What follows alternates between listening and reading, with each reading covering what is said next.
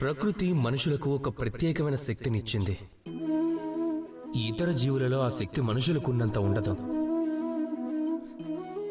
అదే జ్ఞాపక శక్తి. ఈ శక్తి మనుషులను ఇతర జీవుల కంటే భిన్నంగా మారుస్తుంది.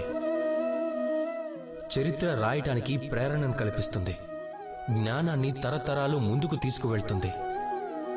ఇక ఎవరైతే మర్చిపోతారో వారు ఎక్కువ రూపంలో ఎగతాళికి ఇంకా దయకి పాత్రులవుతారు. అంటే ఏంటి? ఇదే పూర్తి నిజమా? కాదు. ఇదే జ్ఞాపక శక్తి మనిషి అభివృద్ధిలో అంతరాయానికి కూడా ఆటంకం అవుతుంది.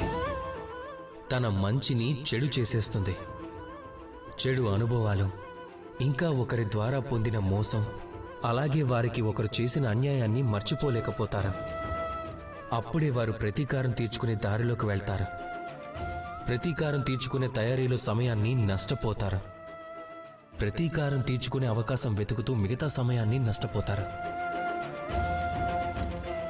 ఒకవేళ జీవితంలో సంతోషం పొందాలనుకున్నా, లేదా జీవితంలో ఆనందం పొందాలి అనుకున్నా, జ్ఞాపక శక్తిని సరిగ్గా ఉపయోగించుకోండి.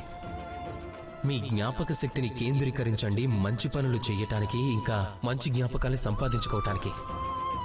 అప్పుడు జీవితంలో సంతోషం వస్తుంది. రాధాకృష్ణ.